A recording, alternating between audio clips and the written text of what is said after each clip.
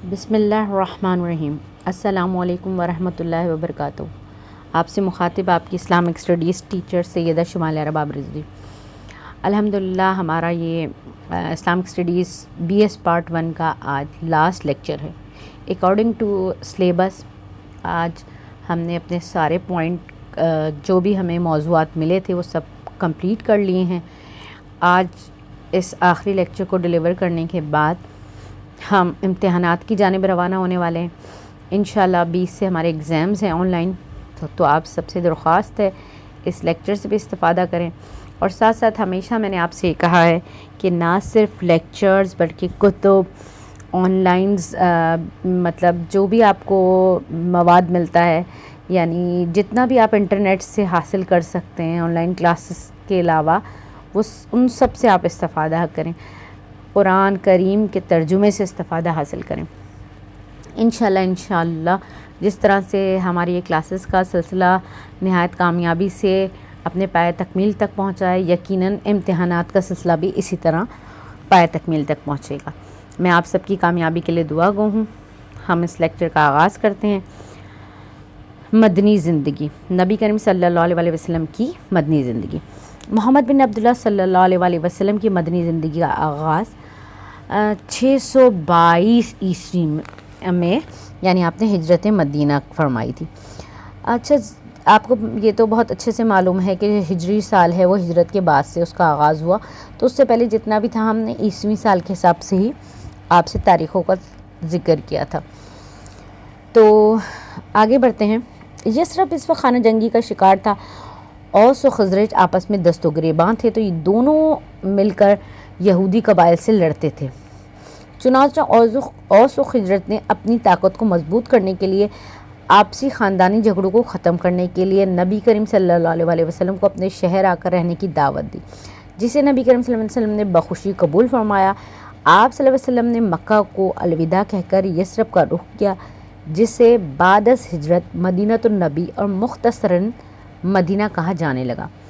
واقعات مدینی یا واقعات یثرب بعد میں جو نام چینج ہو گیا مدینہ بن گیا۔ اہل یثرب کے مابین جنگ، اہل یثرب یعنی جو مدینہ کے رہنے والے لوگ تھے، وہ آپ کی ہوئی جناب عالیہ 618 عیسوی۔ تمام جو تاریخیں ہوں گی وہ آپ سے پہلے ہی ذکر کر چکی ہوں، عیسوی حساب سے ہوں گی۔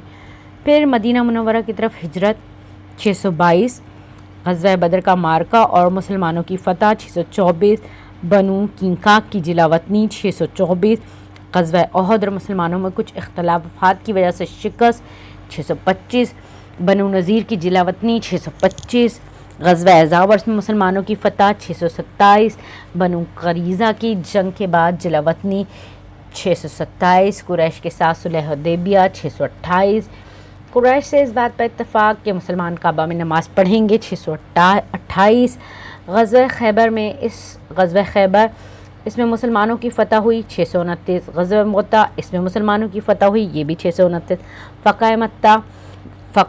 فتح مکہ 630، غزوہ حنین اس میں مسلمانوں کی فتح 630، غزوہ طائف اس میں مسلمانوں کی فتح 630، غزوہ تبوک اس میں مسلمانوں کی فتح 632، حجۃ الوداع 632۔ مدینے میں آپ کی مبارک روح مالک حقیقی سے جا ملی 632 عیسوی۔ یہ تو تھے آپ کی کچھ بلٹس پوائنٹ۔ اب ہم ڈیٹیل میں گفتگو کرنے جا رہے ہیں۔ ہجرت کا سبب، دنیا کے درد بانٹنے والے بلکہ انسانیت کا درد ختم کرنے والے پرامن اور اعتدال پسند نبی صلی اللہ علیہ وسلم کی مکی زندگی درد و الام و مصائب و امتحان سے مزی ہے۔ یتیمی کا دائمی درد لے کر دنیا میں تشریف لانے والے پیغمبر حضرت محمد مصطفیٰ صلی اللہ علیہ وسلم ایک دائی کی پرورش کے مراحل سے گزر کر جوانی کی دہلیز پر قدم منجا ہوئے، تو اس درد دکھ کے نئے مراحل کا سامنا کرنا پڑا۔ صادق اور امین سمجھنے نہیں بلکہ ماننے کے باوجود لوگ اذیت دینے پر ہر دم تیار رہتے تھے، اور یہ پیغمبر اکرم صلی اللہ علیہ وسلم صادق اور امین ہونے کے باوجود اذیت سہنے پر نہ صرف آمادہ بلکہ کمر بستہ، لیکن نہ رکنے والے درد کا سلسلہ تو اب شروع ہونے والا ہے، جب اعلان نبوت کا کلیدی مرحلہ آئے گا۔ جب خود ساختہ اور اپنی تخلیق کردہ خداؤں کی نفی اور خدا کی تائید کا مرحلہ آیا تو ظلم کے پہاڑ تھے، اور پیغمبر اکرم صلی اللہ علیہ وسلم کا وجود زیجود کون سا ظلم ہے یا کون سا ظلم تھا جو روا نہ رکھا گیا. یہ تو میرے خیال میں بچے تک کو معلوم ہے کہ کیا کیا حضور صلی اللہ علیہ وسلم کے ساتھ کیا گیا. اب کیا ہے، کون سے حربے تھے جو آزمائے نہیں گئے، کون سے ہتھ کنڈے تھے جو اختیار نہیں کیے، کون سے منفی طریقے تھے جو اپنائے نہیں گئے، کون سا تشدد ہے جو کیا نہیں گیا، کون سی رکاوٹ ہے جو ڈالی نہیں گئی، اور کون سی پابندی ہے جو لگائی نہیں گئی. جیسے کہ ہم مکہ کی زندگی میں آپ کو بہت ساری چیزیں ڈسکس کر چکے تھے، جیسے شیب ابی طالب ہے، سوشل بائیکاٹ، فائنینشیل بائیکاٹ، ہر طرح کا بائیکاٹ، مطلب پابندیاں بھی لگا لیں، ہر چیز کر لی نا. اس لیے میں نے مختصراً یہ پوائنٹس میں آپ سے ڈسکشن کر لیا. انہوں نے سب کام کر لیا. 61 ہجری سے قبل کربلا کا منظر شیب ابی طالب میں سامنے آ چکا تھا، جب حسین علیہ السلام کے اجداد نے شجر دین کی آبیاری اور تحفظ اسلام کے لیے سماجی بائیکاٹ سے لے کر بے دخلی تک، اور بے دخلی سے قتل کی سازش تک ہر ظلم برداشت کیا، لیکن دین کے ساتھ بانی دین کو بھی صحیح و سالم اور محفوظ رکھ کر دین بھجوانے والے اور دین کی چھتری میں آنے والے ہر انسان پر احسان کر دیا. یہ تاریخی حقیقت کسی بھی لحاظ سے قابل انکار نہیں کہ اگر نگہبان رسالت کا فریضہ انجام دینے والے محسن رسالت و شریعت حضرت ابو طالب علیہ السلام اور ام المومنین حضرت خدیجہ کبریٰ سلام اللہ علیہا کی رحلت کے نتیجے میں سانحات جان کا رونما نہ ہوتے تو بانی اسلام کو سرزمین کعبۃ اللہ کو چھوڑ کر زمین مدائن کی طرف ہجرت نہ کرنا پڑتی. جب درد انتہاؤں کو پہنچ گئے اور ظلم کے پہاڑ توڑ دیے گئے تو تحفظ دین اور حفاظت اسلام کے لیے مرکز ترسیل وحی کی طرف سے حکم کے تحت مکی زندگی کا باب بند کر کے مدنی زندگی کے باب کا آغاز ہوا. اب مصائب و آلام اگرچہ کم ہوئے لیکن ختم نہیں ہوئے تھے، بلکہ ان کی نوعیت بدلی. لیکن ہم مصائب سے صرف نظر نہیں کر سکتے، یعنی صرف نظر نہیں چرا سکتے. مکے والے نبی کریم صلی اللہ علیہ وسلم کی مکی زندگی کا مختصر جائزہ لینے کی کوشش کرتے ہیں اور آپ کو اس کی مختصر تفصیل پہنچاتے ہیں. مدنی زندگی کے فوائد و ادوار. جس طرح ہم نے مکی زندگی کو ادوار میں تقسیم کیا تھا، اسی طرح تھوڑا سا اس پہ بھی ہم نے کام کیا ہے. رسالت مآب صلی اللہ علیہ وسلم کے نبوی دور کا سب سے پہلا مفاد یہ حاصل ہوا کہ اسلام کو ایک مرکز میسر آ گیا، جہاں سے بیٹھ کر اسلام کی ترویج، توسیع اور نشر و اشاعت شروع کی گئی. اسی مرکز کی علمی شکل مسجد نبوی کی شکل میں سامنے آئی. اسی مرکز کی عملی شکل یعنی پریکٹیکل فارم مسجد نبوی کی شکل میں سامنے آئی، جو ایک مسجد نہیں بلکہ اسلامی حکومت و اسلامی ریاست کے دارالخلافہ کا قلب تھا. قلب مانے دل، جہاں سے عالم امکان کے تمام فیصلے صادر ہوتے رہے. دوسرا مفاد یہ ہوا کہ مہاجر و انسان کے درمیان صیغہ اخوت جاری ہوا. صیغہ مطلب کوئی کلمہ پڑھنا نا یا حکم دینا، جس نے صحابہ کرام کی باہمی محبت و اخوت میں اضافہ کیا اور باہمی قربت کا ماحول پیدا ہوا. تیسرا مفاد یہ ہوا کہ اسلام کے دفاع کے لیے کفار و مشرکین کے مقابلے کے لیے ذہنی تیاری، فکری تیاری اور عسکری تیاری کے لیے محفوظ اور پرامن مقام حاصل ہوا. اسی محفوظ مقام سے غزوات سے نبرد آزمائی ہوئی. بدر حنین و احزاب بدر احد احزاب حنین اسی مرکز کے طفیل فتح یابی سے ہمکنار ہوئے، اور ان غزوات نے اسلام میں جہاد اور دفاع کے اصول مرتب کر دیے. چوتھا مفاد یہ ہوا کہ اسلام کے اقتصادی میدان کی راہیں ہموار کی گئیں. غزوات اور زکوٰۃ شرعی وجوہات سے حاصل ہونے والے اموال کی تقسیم اور ان کے اقتصادی استعمال کے حوالے سے نظام وضع کیے گئے. پانچواں مفاد یہ ہوا کہ مسلمانوں کو طاقت و ہیبت حاصل ہوئی، جس کے سبب اسلام کو غلبہ مل گیا اور اسلام ایک غالب دین بن کر نمودار ہوا. چھٹا مفاد یہ ہوا کہ صلح حدیبیہ اسی دور کا تحفہ تھی، جس کی برکت سے اسلام کو نہ صرف تحفظ حاصل ہوا بلکہ صلح حدیبیہ کی شکل میں دنیا کا ایک جامع اور پہلی ایسی دستاویز حاصل ہوئی جس کو رہتی دنیا تک امن اور برداشت کے نفاذ کے لیے رہنما دستاویز کی حیثیت حاصل ہے.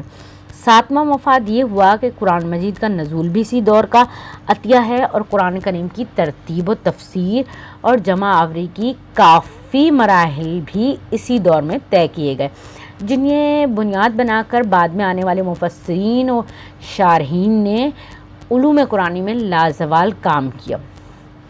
8واں مفاد یہ ہوا کہ مختلف ممالک، ریاستوں، قبائل اور کفاروں مشرکین کے گروہوں کے ساتھ مذاکرات اور خط و کتابت کے ذریعے رابطے کیے گئے اور حجت تمام کی گئی، اور اس میں آنے والی نسلوں، حکمرانوں اور بادشاہوں کو امور خارجہ کا اسلوب اور انداز بتائے گا، جسے اختیار کر کے وہ سنت نبوی کے مطابق نظام خارجہ چلا سکتے ہیں اور مسلمانوں کے علاوہ دیگر اقوام کے ساتھ رابطے اور برتاؤ کے اصول واضح کر سکتے ہیں۔ 9واں مفاد یہ ہوا کہ مدنی دور میں اسلام کے اصول ہے دعوت و تبلیغ مرتب و رائج کیے گئے۔ قرآنی احکام کے تحت بتایا گیا کہ لوگوں کو اسلام کی طرف بلانے اور راغب کرنے کے لیے کون کون سے اور کیا کیا طریقے اختیار کیے جائیں، تاکہ مستقبل میں کوئی کم منفی یا مضر طریقہ اختیار کرنے سے اجتناب کیا جا سکے۔ 10واں مفاد یہ ہوا کہ نبی کریم صلی اللہ علیہ وسلم نے اپنی خاص تربیت سے اہل بیت اور صحابہ کرام کے اندر کئی مبلغ، مفسر، محدث، معلم، ماہر، حفاظ، ادیب و دانشور اور مجاہدین کی ایک ایسی کھیپ تیار کی جس نے اسلام کے اشاعت و حفاظت و ترویج میں لازوال کارہائے نمایاں انجام دیے، اور دیگر صحابہ اور تابعین و تبع و تابعین کے لیے اساتذہ قرار پائے۔ 11واں مفاد یہ ہوا کہ احکام شریعت کا نہ صرف بیان ہوا بلکہ ان کے نفاذ کو بھی ممکن بنایا گیا، اور قیامت تک حلال محمد صلی اللہ علیہ وسلم کو حلال اور حرام محمد صلی اللہ علیہ وسلم کو حرام قرار دے کر اکثر معاملات میں نصوص جاری کر دی گئی، جس کے بعد کسی کو شریعت محمدی میں تبدیلی یا تحریف کی جرات یا راستہ نہ مل سکا۔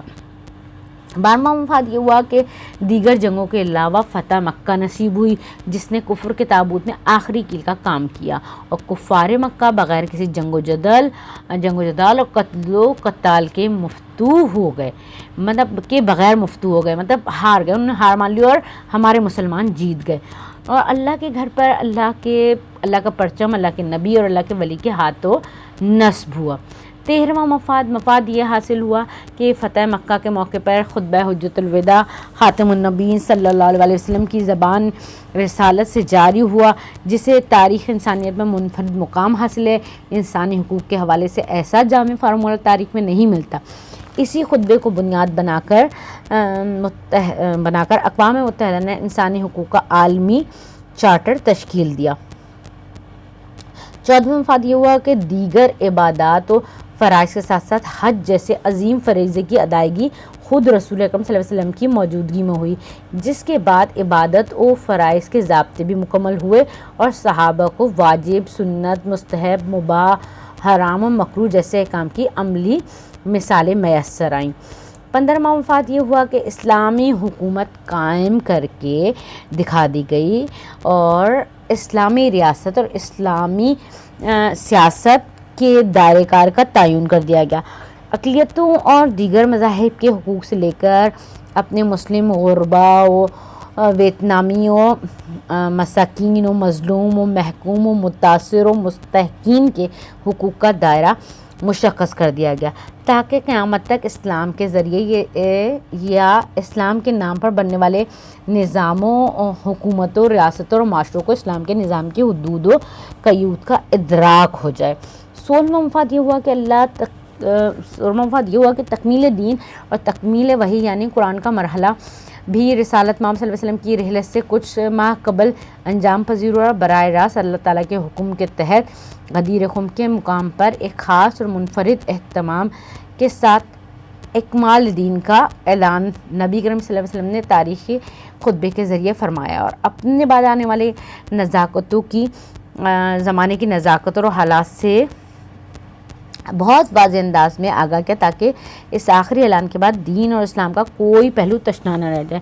مدنی دور کے برکات و فیوز کی انتہا یہ ہے کہ خاتم المرسلین نے فتح مکہ کے باوجود، مکہ پر اسلامی فوج کے قبضے کے باوجود، اپنے آباء و اجداد سے گہری محبت کے باوجود اور مکہ میں کعبۃ اللہ کی موجودگی کے باوجود مدینہ میں رہنا پسند فرمایا اور مدینہ کو ہی اپنا مدفن قرار دینے کی کو ترجیح دی۔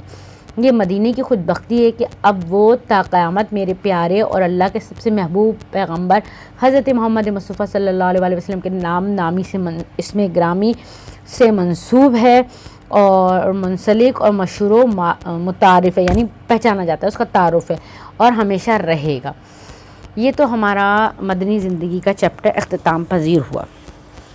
اب آپ سب طلباء و طالبات سے میری پرزور گزارش ہے کہ آپ سب اپنے امتحانوں کی تیاری بہت ہی دل جمی کے ساتھ کریں، کیونکہ آپ کے امتحان بہت زیادہ آپ کے لیے اہمیت کے حامل ہیں۔ یہ امتحان مڈ ٹرم نہیں ہے، یہ فائنل ٹرمز ہیں۔ ان کے ذریعے سے آپ اپنی نیکسٹ کلاس تک پہنچیں گے۔ والسلام علیکم ورحمۃ اللہ وبرکاتہ۔